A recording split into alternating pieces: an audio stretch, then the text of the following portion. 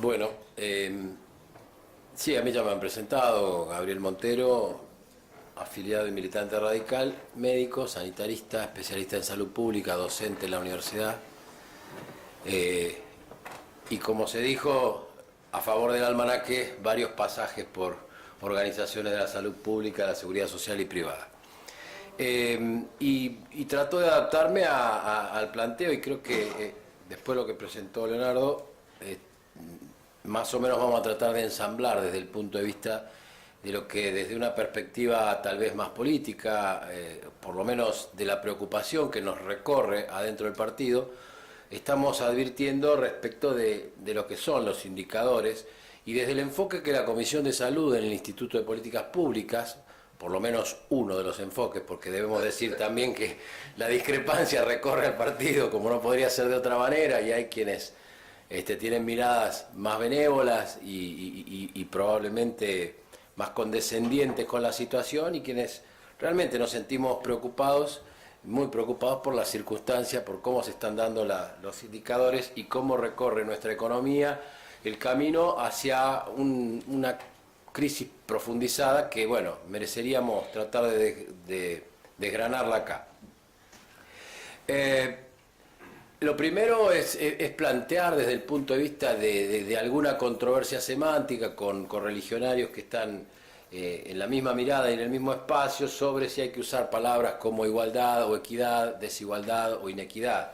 En realidad, en España, todo el discurso y el habla hispanoeuropea habla bastante más de lo que es la inequidad, y acá en América Latina se habla bastante más de la desigualdad y algunos le ponen una connotación incluso de ausencia del Estado para después tener que hablar de inequidad. Pero no hay controversia. Primero, que como no soy técnico de origen lo voy a usar indistintamente, y segundo, que creo que va a estar perfectamente consolidado en algunos números. Y me parecía fantástica, no sé si allí sale bien, no sale bien, pero es de Amelia Valcárcel, que esta filósofa, feminista, consejera de Estado, socialista, española, que en un momento dado, en algunos de sus escritos tan atractivos e interesantes, plantea que la igualdad es ética, pero que la equidad es política. Es decir, que quienes trabajamos en política tenemos que tener el norte bien fijo en la equidad. Y además hay tres razones que quisiera mencionar por la cual nos parece acertado al Pleno de la Comisión de Salud del Instituto de Políticas Públicas de la Convención hacer un enfoque de la salud desde una perspectiva de equidad. Y una de esas razones es la supervivencia de la sociedad en sí. La otra es la posibilidad de un crecimiento sostenido. Y la tercera es la inequidad y su impacto directo sobre la salud. La inequidad. Vamos a hablar de la primera. Leyendo un trabajo bastante atractivo sobre historia romana y demás de unos historiadores de Cambridge, se me ocurrió plantear, tal vez para darle un cierto tono de mayor dramatismo a lo que uno puede percibir, que estamos en situaciones similares, y voy a tratar de fundamentarlo en números, a la etapa inmediatamente previa a la caída del Imperio Romano, en algunos de los indicadores de desigualdad. Por eso el cuadro de Cole, que es un cuadro de la evolución del Imperio Romano y tiene distintos cuadros, y este es el de la destrucción.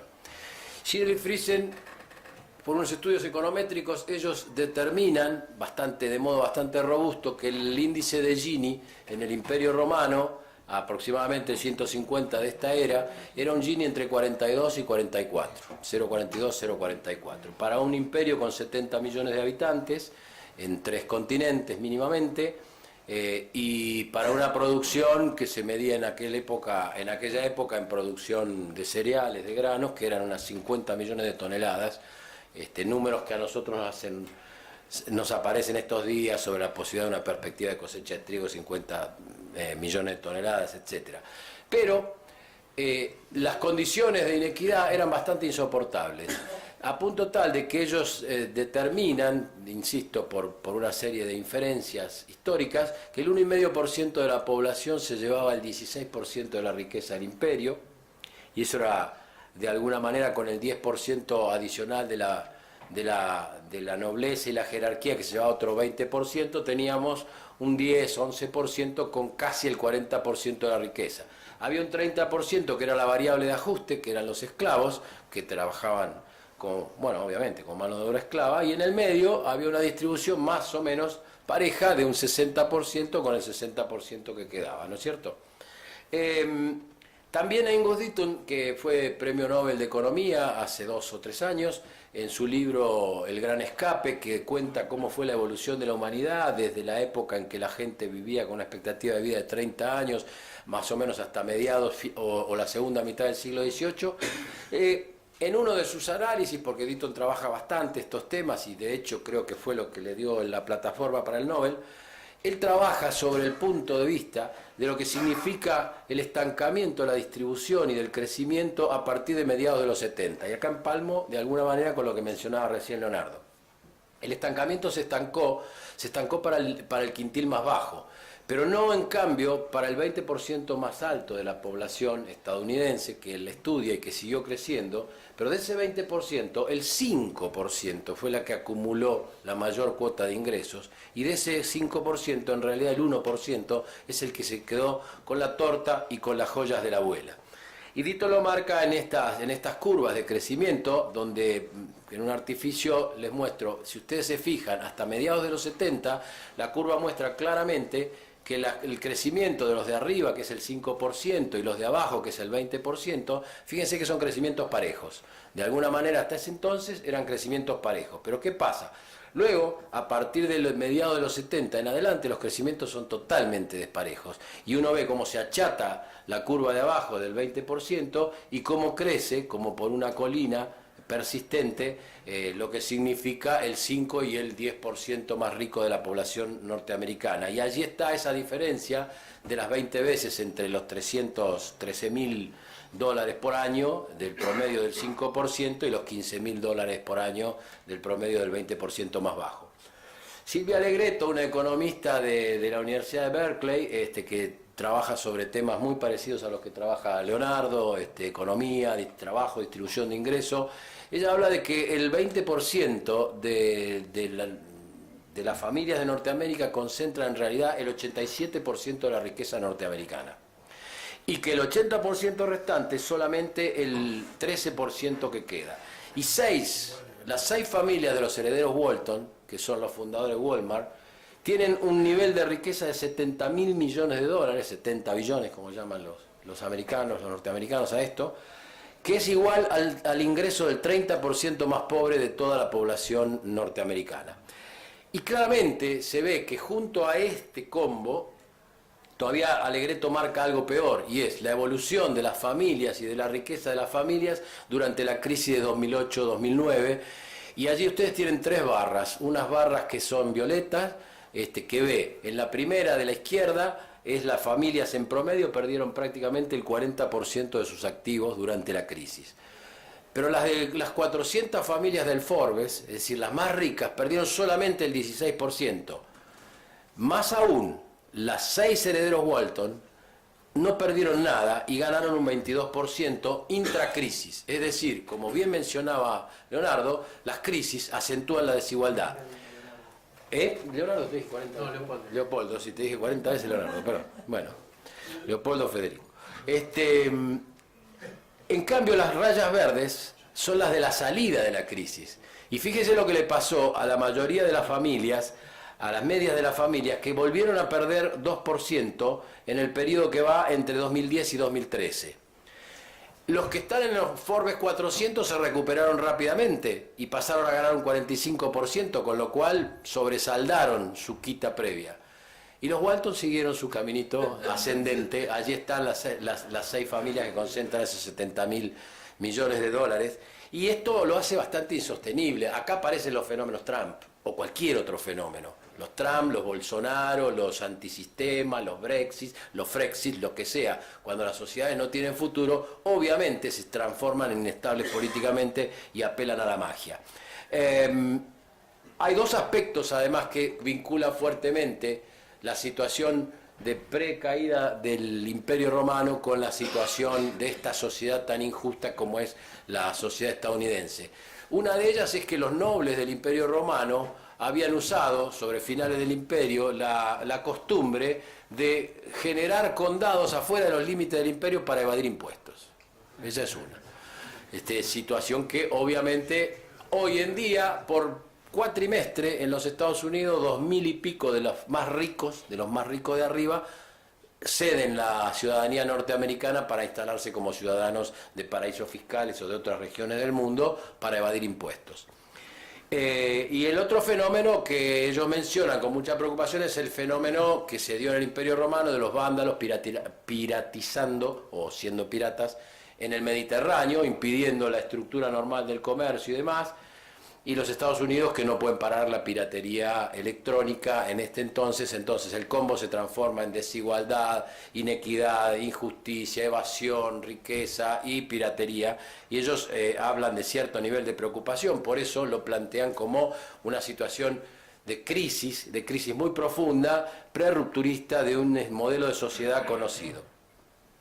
Con menos pretensión que la que tiene la gente del CEDRAS, que es muy seria y muy rigurosa, de lo más serio cuyos trabajos yo he leído, yo me baso en datos del INDEC y de alguna manera trato de hacer alguna inferencia para asimilar por qué es insostenible una sociedad con estos niveles de equidad como la Argentina. En el cuarto trimestre de 2007, la diferencia entre el 10% que mejor ingresos tenía y el que peor ingresos tenía estaba en 23 veces. Y en el primer trimestre de este año, esa diferencia precrisis había crecido a 26.7 veces. Es decir, se había acentuado una separación. Calculen ustedes que la OECD está preocupada porque desde los 70 hasta la actualidad la desigualdad creció desde 7 veces y media a 10 veces. Y nosotros estamos hablando que de 20 veces crece a 23, de 23 crece a 26 y ahora vamos a registrar el impacto de la crisis en la desigualdad, como nos señalaba Leopoldo. Hay otras desigualdades que tenemos que mencionar y que también se pueden ver perfectamente en los números del INDEC. En los 2 decilos más bajos de los asalariados de la escala de ingreso hay muchas más mujeres. Y en los 2 decilos más altos de los asalariados hay muchos más hombres. Esto nos da una diferencia en los ingresos generales para una población similar en número de ocupados entre mujeres y varones de 35% en detrimento de las mujeres.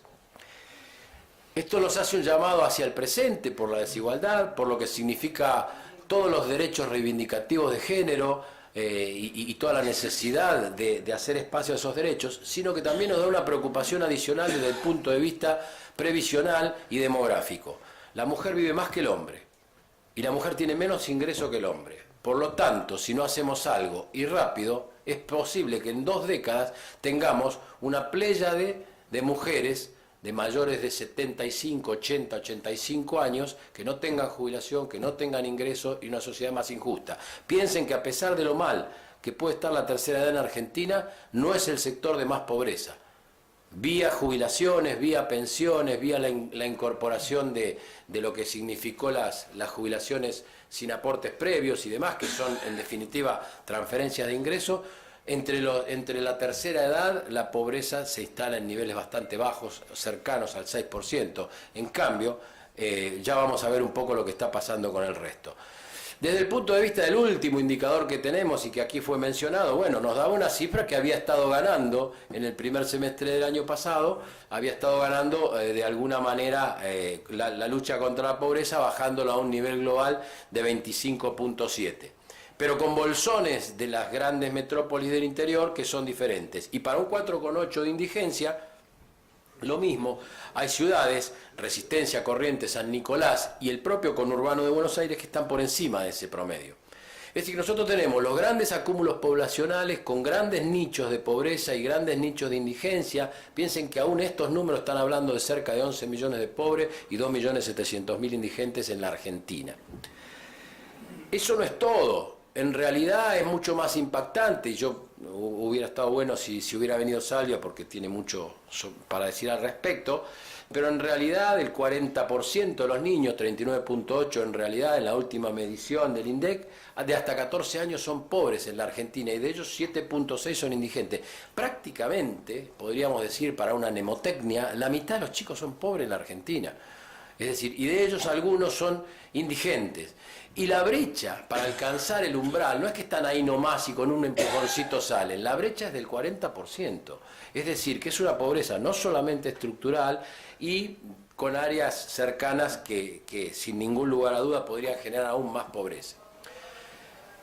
Y fue mencionado, pero creo que es la tarea fundamental. Desde el punto de vista de lo que es la salud pública, tenemos muchas más expectativas centradas en este punto que estoy señalando y que señala la OECD en el estudio de multidimensional económico que presentó sobre la Argentina el año pasado, en una presentación que, si bien es de la OECD, estuvo acompañada por el ministro Duhovne, y decía que la Argentina es más injusto desde el punto de vista fiscal, desde el punto de vista del esfuerzo tributario, que los colegas de la OECD y que otros países de Latinoamérica. Y ahí está la Argentina con el mínimo no imponible en impuesto a las ganancias más alto de toda la región. Y ahí hay varios países latinoamericanos que están por allí, que tributan antes que lo que tributamos los argentinos. Habría que hacer algunos ajustes, porque después de la crisis cambiaria algunas cosas de estas pudieron haber cambiado. Como se mencionaba, los programas de transferencia son bastante efectivos cuando se hacen con transparencia y con decisión, y eso nos permite poner a la Argentina entre el tercio medio y el tercio inferior en cuanto al impacto de las transferencias para mitigar la desigualdad. Por último, lo que Argentina no está invirtiendo mucho es en la capacitación para hacer una recuperación estructural de cara al futuro frente a una sociedad que tiene estas desigualdades. Y esto también ha sido señalado, y el gasto público en capacitación y empleo es muy bajo comparado con países de la región y con países de la OECD. Y este es el famoso indicador de la ratio 90-10, que es las 23, 25 veces que le estábamos mencionando. Por último, vean lo siguiente: de los propios cuadros del INDEC nos sale lo que significa la evolución del salario promedio. La evolución del salario promedio en alrededor de los 16.000 pesos en el primer trimestre de 2018, para usar solamente datos oficiales, y sin embargo no alcanza en la constitución de hogares teóricos del INDEC, de hogar 2 y hogar 3, no alcanza para ser jefe de hogar y mantener una familia tipo. Es decir, que la condición de asalariado no te saca de la pobreza, y estamos hablando de canasta de pobreza, de canasta básica total, una canasta de 16.940 pesos, que ahora es un poco más, pero los datos que tenía de salario eran de esa época. Es decir, estamos con un combo que no nos sirve para nada, con un Gini que pega una levantada, que vuelve al 44%. Recuerden que el Imperio Romano tenía 42 a 44%, o 0,42 a 0,44 de Gini. Entonces nosotros estamos pareciéndonos a ese tipo de sociedad. ¿Quién vendría a ser el 30% de nuestros esclavos? Los excluidos, los niveles de pobreza, ese tipo de cosas. Y por último, para completar el combo, la Forbes Argentina publica que las 50 familias más ricas, varios de los cuales en estos días no quise poner la foto porque están desfilando por los tribunales con motivo de los clubes de obra pública y los cuadernos, pero atesoran una riqueza de 70.000 millones de dólares. Ya sé, no son los 6 Walton, pero son 50 familias.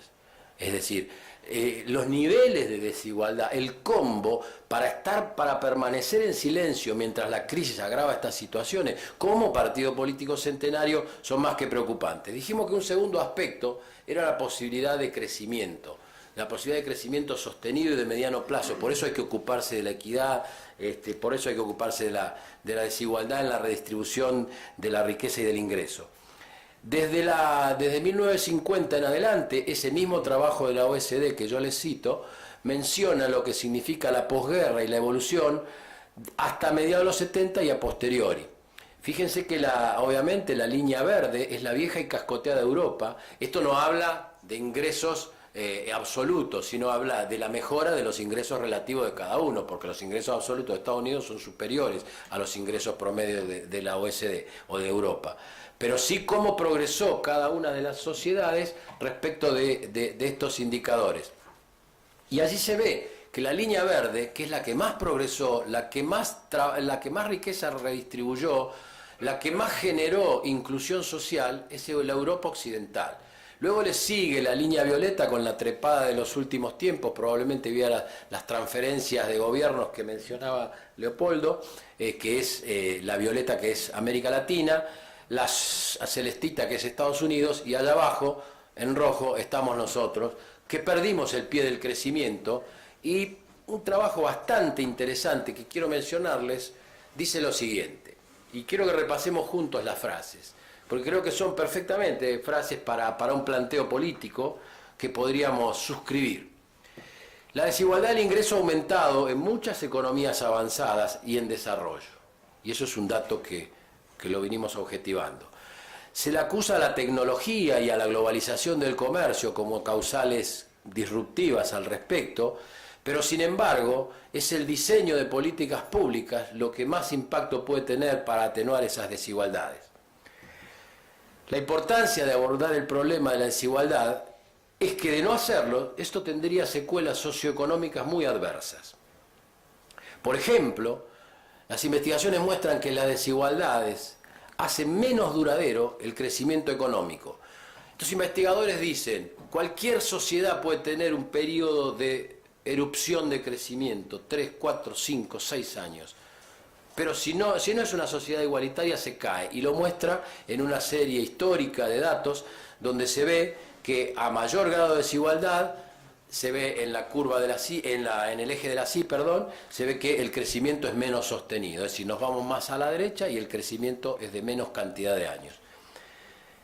Bien, y que por último hay otros costos, como es la captura de los procesos políticos por parte de las élites. ¿Qué quiere decir esto? Ni más ni menos que las oligarquías se hacen dueñas de los procesos políticos y toman las decisiones político-económicas y redistributivas en las sociedades injustas. Y esto ya de por sí podría convocarnos. Ahora, yo les quiero decir lo siguiente. Este pequeño juego me lo he permitido previamente presentarlo acá con algunos amigos. Este documento que dice que, en conclusión, debemos ocuparnos para un crecimiento sostenido de los temas de desigualdad, es un documento de economistas de staff del FMI. Quiere decir que Ostry y Berg señalan ya hace bastante tiempo, y vienen publicando, no es que después lo echaron, ni mucho menos. Es decir, que el FMI tiene un combo de economistas, algunos de los cuales postulan unas recetas, otros postulan otros. A nosotros en la década de los 90 nos tocó Teresa Terminacián, ahora viene Lagarde, pero hay otros tipos que están con otros pensamientos y con otros, con otros señalamientos como disruptivos. Es decir, que nos corre por izquierda el FMI. Quiero que entendamos eso, nos corre por izquierda el FMI. De los países según niveles de ingreso, y en la curva de la Y la expectativa de vida, los años de expectativa de vida. Y ustedes pueden ver ahí que no hay ninguna correlación, porque tanto en la zona ahí está la Argentina metida al medio, pero tanto en esta zona que llega a algo menos de $10.000 per cápita por año, como esta otra, que son los países más ricos, ustedes se fijan que para el mismo nivel de ingreso hay una dispersión absoluta desde el punto de vista de la expectativa de vida. O sea que no correlaciona con nivel de ingreso. Luego ellos lo que hicieron fue acomodar estos indicadores, una serie de indicadores, como puede ser expectativa de vida, desempeño en matemática y literatura, mortalidad infantil, tasa de homicidio, tasa de prisión o población carcelaria, embarazo adolescente, confianza en la sociedad, la obesidad, la enfermedad mental, la movilidad social. Todos esos indicadores, con trabajo, los fusionaron y los midieron nuevamente de acuerdo al nivel de ingreso de los países. Y otra vez no correlaciona, pero cuando lo hicieron en base a la desigualdad de esos países, medida en niveles de diferencia de ingresos entre los que más y menos ingresan, empezaron a correlacionar. Y lo hicieron con varias cosas, lo hicieron con el índice de bienestar de la infancia de UNICEF, y otra vez no correlaciona por nivel de ingresos, pero sí por niveles de desigualdad. Lo hicieron con la mortalidad infantil, lo hicieron con la cantidad de embarazos adolescentes, la tasa de embarazo adolescente, etc. Es decir, correlaciona mucho mejor que nivel de ingreso o riqueza de una sociedad el tipo de desigualdad que esa sociedad soporta. Lo mismo adentro de los países, adentro, no es solo entre países, sino que adentro de los países. Uno de los estudios que hicieron fue en Inglaterra, tomando los condados con mayor y menor desigualdad en la distribución del ingreso, y otra vez vieron que correlacionaba perfectamente. Y el sistema de salud inglés es el mismo para todos. es un sistema de salud de clase mundial, que basado en impuestos, con acceso libre al puesto de atención, etcétera, que hoy en día está con bastantes problemas porque se le retasea el financiamiento por parte del gobierno conservador desde hace bastantes años, pero que sigue siendo, sin ningún lugar a duda, un sistema no fragmentado y equitativo. Sin embargo, lo que marca el desempeño sanitario es la desigualdad de los diferentes condados. En Argentina pasa algo parecido. Hay un trabajo interesante que fue hecho por la corriente Salvador Massa, la Escuela de Trabajo Social, de Psicología Social Pichón Rivière, que lo hicieron en la Villa 21 y 31 bis, sobre factores de riesgo. ¿Y qué se ve? Lo que todos imaginamos, que donde hay mayor nivel de pobreza, y eso mirémoslo en Buenos Aires, ahora voy a decir alguna palabra, los factores de riesgo, que pueden ser tabaco, que pueden ser falta de movilidad, que pueden ser hipertensión, que pueden ser factores como hiperglucemia, etcétera, están superiores incluso a las encuestas de riesgo que viene haciendo a nivel país. Es decir, cada uno de los nichos de desigualdad, cada uno de los nichos que concentra, pese que esto es población ocupada, en buena medida, ustedes saben que es un barrio, el 31. Y luego, ¿qué pasa? Otro trabajo muestra que de la evolución de 10 años, de las muertes por stroke en la Argentina, es 30% mayor en aquellos núcleos poblacionales con mayor necesidades básicas insatisfechas.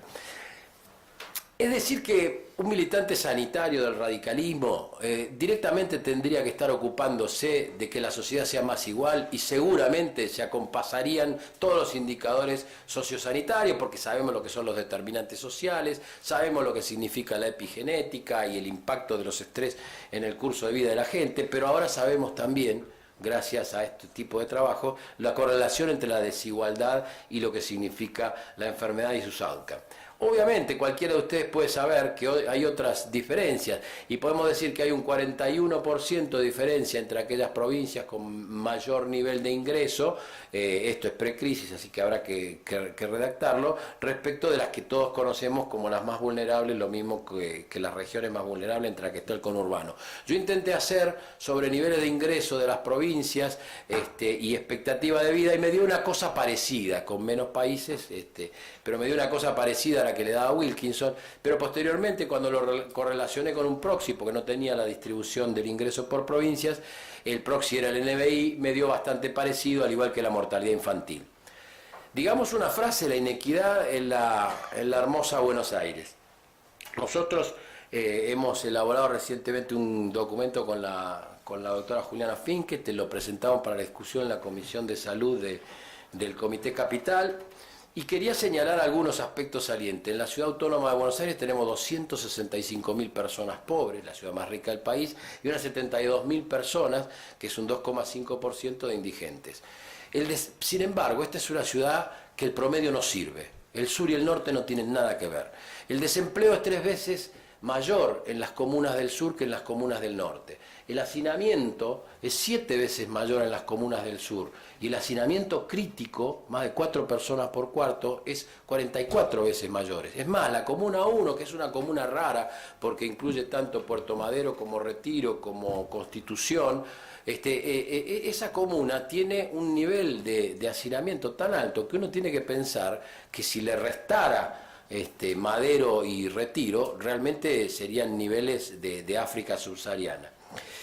La mortalidad infantil es más del doble en las comunas del sur que en las comunas del norte, pero en las 7 comunas tienen aún hoy, en 2017, la última medición existente, indicadores más altos que en 2010. 7 comunas del sur, prácticamente la mitad de las comunas, repito, tienen indicadores de mortalidad infantil más altos que en 2010. La mortalidad postnatal es la mortalidad postneonatal, que es la mortalidad después de los 28 días de vida, es la mortalidad que tiene que ver con las condiciones de vida de la gente, de los pibes y sus familias. Y esta mortalidad infantil este tipo de mortalidad infantil es 4 veces mayor en las comunas. Es decir, estamos hablando de 400% más en comunas del sur respecto de las comunas del norte, como se imaginan, Recoleta. Es decir, que la Ciudad Autónoma de Buenos Aires, bueno, ahora lo voy a decir, la Coqueluche es 11 veces superior en el sur que en el norte. La tuberculosis es 30 y pico de veces superior, y la sífilis es 240 veces, 24.800% más en las comunas del sur que en las comunas del norte. El presupuesto de salud no dejó de bajar desde 2007 en términos relativos. Es decir, llegó a ser del 23% y está en el 15.7%. El 20% de la población de Buenos Aires tiene cobertura exclusiva del sector público. Es decir, que todo el presupuesto está puesto prácticamente, como ustedes se imaginarán, para el sector público, para ese 20% que está concentrado en el sur. Es decir, que el desempeño es muy pobre para las necesidades que existen, para el deterioro que hay, para los recursos posibles y para tener en cuenta que está descansando sobre unos indicadores promedios que están calzados sobre la atención privada en el norte. Es decir, la gente no recurre a los CESAC, ni recurre a cobertura porteña, ni a los hospitales. Para ir terminando esto, les quiero decir lo siguiente. Cuando uno toma desde el punto de vista de los indicadores, yo ahí tengo algunas discrepancias porque, bueno, probablemente pueda ser, por un lado, insuficiencia técnica, pero por otro lado, no tengo duda que se están repitiendo datos sin analizarlos seriamente. Siempre desde el INDEC allí tenemos lo que significa el Producto Bruto según valor agregado argentino de 10 billones de pesos, unos 555.000, 560.000 millones de dólares. Y está la inversión en salud. Y yo se los pongo más grande para que se vea, son 615.000 millones de pesos, y esto a mí me da un 6,1% del valor agregado bruto. Es decir, deberíamos repasar si es cierto que las cifras de inversión argentina en salud son las que se dicen que son, o si son las que tienen este 6,1% en base a los datos de un INDEC recuperado.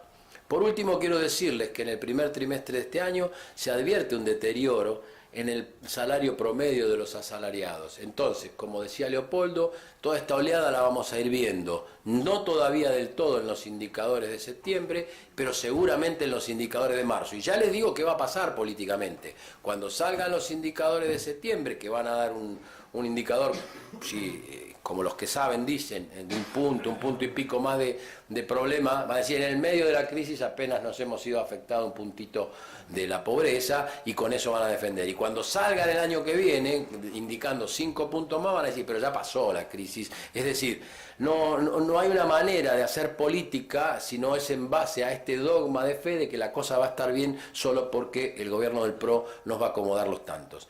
En salud se perdió un poco menos. Y por último, quería plantear lo siguiente. Me parece que la acción política nos exige tener un plano de abordaje como mínimo de 3 dimensiones. Por un lado tenemos una concepción ideológica, un sistema de ideas, de creencias, de modelos, de visiones, donde algunos coincidimos, otros tenemos diferencias, etcétera. Y allí se puede hacer una discrepancia. Yo no creo que haya claramente una afinidad entre la socialdemocracia y la democracia cristiana en cuanto al sistema ideológico. Creo que son creencias diferentes y respetables que convocan a la ciudadanía, cada una de ellas, para lograr su adhesión, pero que son bien diferentes. En el plano de la estrategia empiezan algunas discrepancias, porque cuando uno tiene una estrategia participativa, abierta, de debate político, etcétera, uno empieza a tener una riqueza de ida y vuelta y puede aceptar las discrepancias. Muchos de nosotros hemos pasado la vida militando en diferencias internas en el partido para alinearnos en pos de los candidatos ganadores, pero no esta negación de la posibilidad de discutir, la posibilidad de expresarse, este silencio estampa que ha presentado el partido desde el 30 y pico de abril o hasta ahora, que prácticamente no se ha expedido sobre ninguno de los temas mientras se derrumba la economía. Y por último, la gestión. Y aquí decididamente tenemos muchas objeciones sobre el plano de gestión. Es decir, que si nosotros queremos plantearnos una gestión en salud, bueno, yo voy a hacer algunos señalamientos que de la Comisión de Salud, en nuestro documento, que lo discutimos en vaquería, que lo discutimos en plenario, que lo aprobamos, etcétera, nos parecen posibles y sobre todo, además, posibles en esta coyuntura política. Lo primero es recuperar una ley vigente en la Argentina, pero a la que nadie le da bolilla, muchos porque se oponen a esa concepción integradora y universal, que es la Ley de Seguro Nacional de Salud del gobierno de Alfonsín, la 23661, que en tándem con la Ley de Obras Sociales 23660. Nosotros deberíamos recuperar esto, porque además hay distritos donde esto sería un golazo. A saber, Jujuy tiene un gobernador radical. El ministro de Salud o la ministra de Salud tiene que dar cuenta por todos aquellos que no tienen otra cobertura que la cobertura del sector público. El Instituto de Servicios Sociales de Jujuy, que es el instituto de los empleados jujeños, cubre aproximadamente entre el 15 y el 17% de la población jujeña, tal vez un poco más. El PAMI tiene también el mismo signo político y gobernado a distancia es imposible. Concentrando esas tres esferas y con uno de los artículos de la ley, el artículo 21, que dice que la nación financiará la mitad de aquellos que se incorporen por convenio, o sea, aquellos que no tengan cobertura o con otra cobertura que no sea el sector público, y que la otra mitad se la considerará cubierta con el presupuesto de salud de los ministerios, eso significaría una oportunidad para provincias que estén dispuestas a ingresar. Y les digo una cosa, Canadá construyó su sistema de salud a partir del éxito de una provincia, Yacastehuan, que hizo primero un sistema de salud, la nación lo vio, fomentó a las que querían entrar con un fondo de incentivos para que vayan entrando y así se construyó un sistema de salud. Segundo, una política nacional de medicamentos, que implique sacar al medicamento de esta situación en que se encuentra. Yo no sé si ustedes saben que ha crecido 300% los precios de los medicamentos, y son precios para la gilada, son precios para el que va a pagar a mostrador. Porque todos saben, incluso los que compran mayoristas, que ese no es precio de referencia de nada, simplemente es precio sobre el cual aplicar el descuento. Entonces, con una política efectiva de medicamentos, vaya si nosotros tenemos con la ley de medicamentos del presidente Ilia y su ministro Doña Tibia, si tenemos trayectoria al respecto, pero en este momento además una necesidad, porque los medicamentos que van saliendo son cada vez más costosos y efectivos encima, con lo cual uno puede, en muchos casos, recuperar la salud de la gente, pero a un costo que la deja a las familias en catástrofe. Una política nacional que también produzca medicamentos. En este sentido hay un buen intento de todos los laboratorios provinciales de juntarse a producir medicamentos. No hay que producir aspirina para competir con Bayer, no va por ahí la cosa. Hay que producir regionalmente aquellos para las que se tengan mejores competencias. Ahora, por ejemplo, Santa Fe empezó con el misoprostol, pues que Santa Fe haga el misoprostol y otros que hagan alguna otra de las drogas posibles, y se compra en la India sin patente y listo. De hecho, hoy en día la industria nacional empaqueta un 33% de materia prima importada de la India, que es el país que más importamos materia prima para medicamentos. La vigencia plena de la ley de genéricos o de biosimilares o denominación común internacional, la 25649, que implicaría la prescripción por el nombre del principio activo y no por el nombre comercial. Esto también deja a los jubilados, a las familias, rehén de la prescripción médica y se transforma en una especie de mercado negro. Obviamente que apoyamos la sanción de la ley de evaluación de la Agencia de Evaluación de Tecnologías. Nos parece fundamental para que la tecnología no entre sin ningún criterio. En estos días hay discusiones muy fuertes sobre qué hacer con una droga para una enfermedad rara, pero lamentablemente con unos aproximadamente cerca de 300 a 400 casos en la Argentina, que sale $1 millón el primer año de tratamiento, o $750.000. El Ministerio está trabajando, la Agencia de Evaluación de Tecnología no salió. ¿Saben por qué no salió la Agencia de Evaluación de Tecnología? En el final del kirchnerismo no salió, no sabemos por qué, porque había consenso de todos los bloques que tenía que salir. No la sacaron por falta de vocación. Al principio los nuestros metieron la pata con una primera pasada por este Senado de la Nación, con alguna discusión bastante mítica entre una senadora y algunos de los funcionarios. Volvió toda comisión a foja cero, y posteriormente alguien tuvo la genialidad de ponerlo en el paquete de reforma laboral para negociar con los sindicatos. Bueno, yo te calmo las obras sociales con esto, y ahí está la Agencia de Evaluación de Tecnología a 3 años de mandato, cuando ya venía con un consenso varios años previos sin salir. La cobertura de enfermedades catastróficas. Esto significa, el Ministerio de Salud tiene pocas herramientas en este momento. ¿Por qué? Porque la salud pública es financiada al 80% por las provincias. Pero tiene una herramienta que es fundamental, que es la entrega de vacunas, la entrega de medicamentos. Y podría tener una herramienta que es la cobertura de enfermedades catastróficas, esa medicación que es de demasiado alto costo. Y tendría una herramienta de equidad, por un lado, para compensar desigualdad, y por otro lado, de intervención. La inviolabilidad, le puse este nombre, le ponemos este nombre nosotros en la comisión, porque decimos, no puede ser bajo ningún punto de vista, por ninguna excusa, formal, real, económico, burocrática, lo que sea, que el rol de entrega de vacuna y medicamentos no se cumpla al 100%. No puede ser que todos los años tenemos que pasar por una circunstancia o no hay tubérculo estático, o no hay antirretrovirales, o no hay vacuna suficiente, o no se ha vacunado adecuadamente. Porque es lo único que tiene que hacer prácticamente el Ministerio. Entonces, funcionario al que no le aprueban el presupuesto o no le aprueban la licitación y ve que a 2 meses va a estar sin vacuna, bueno, se encadena a la Casa Rosada y hasta que no le firmen, o si no se va a su casa. La cobertura universal de salud, que forma parte de una estrategia más amplia de la atención primaria de salud, pero que no tenemos la menor objeción, que tampoco creemos que vaya a dar vuelta el sistema de salud, pero creemos que puede ser un aspecto importante para señalar el tratamiento de algunas patologías. Y puse por último algo que está generalmente entregado en la esfera de los economistas, pero que el gobierno ha hecho un silencio estampa, salvo aquella pomposa reforma tributaria de acomodamiento de algunas cargas burocráticas, que es cuál es el esfuerzo fiscal, de dónde va a salir la plata. Es decir, como se mencionó, si el esfuerzo lo va a seguir haciendo el IVA, si la recaudación va a ser prácticamente la mitad por impuestos al consumo, y Argentina va a seguir recaudando por ganancias en cabeza de las personas, no en cabeza de las empresas, porque ganancia Arcor significa arvejas más caras. Ganancia Pagani puede significar de alguna manera redistribución del ingreso. Entonces, si no hacemos esa reforma tributaria, pero seguramente tendrá que decir mucho más esto en la mesa que sigue. Así que gracias.